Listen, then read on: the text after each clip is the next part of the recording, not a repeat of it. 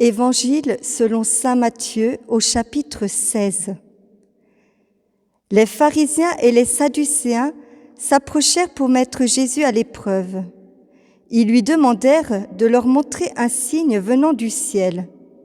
Il leur répondit : « Quand vient le soir, vous dites : voici le beau temps car le ciel est rouge. Et le matin, vous dites : aujourd'hui il fera mauvais, car le ciel est d'un rouge menaçant. Ainsi, l'aspect du ciel, vous savez en juger, mais pour les signes des temps, vous n'en êtes pas capables.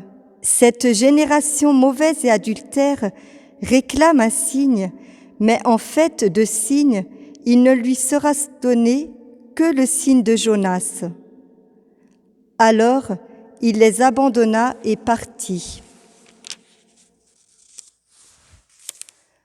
En se rendant sur l'autre rive, les disciples avaient oublié d'emporter des pains. Jésus leur dit : « Attention, méfiez-vous du levain des pharisiens et des sadducéens. » Ils discutaient entre eux en disant : « C'est parce que nous n'avons pas pris de pain. » Mais Jésus s'en rendit compte et leur dit : « Hommes de peu de foi, pourquoi discutiez-vous entre vous sur ce manque de pain ? Vous ne comprenez pas encore ? Ne vous rappelez-vous pas les 5 pains pour 5000 personnes et combien de paniers vous avez emportés ?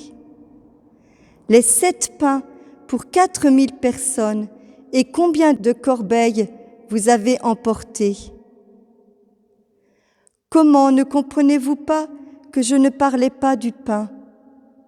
Méfiez-vous donc du levain des pharisiens et des sadducéens. » Alors, ils comprirent qu'il ne leur avait pas dit de se méfier du levain pour le pain, mais de l'enseignement des pharisiens et des sadducéens.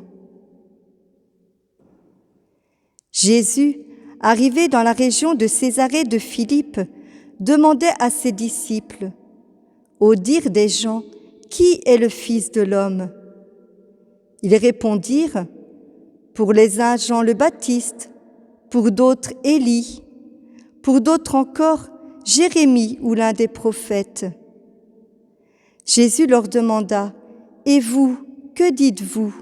Pour vous, qui suis-je » Alors Simon-Pierre prit la parole et dit : « Tu es le Christ, le Fils du Dieu vivant. » Prenant la parole à son tour, Jésus lui dit : « Heureux es-tu, Simon, fils de Jonas. Ce n'est pas la chair et le sang qui t'ont révélé cela, mais mon Père qui est aux cieux. Et moi, je te le déclare, tu es Pierre, et sur cette pierre, je bâtirai mon Église, et la puissance de la mort ne l'emportera pas sur elle. Je te donnerai les clés du royaume des cieux. Tout ce que tu auras lié sur la terre sera lié dans les cieux, et tout ce que tu auras délié sur la terre sera délié dans les cieux. » Alors, il ordonna aux disciples de ne dire à personne que c'était lui le Christ.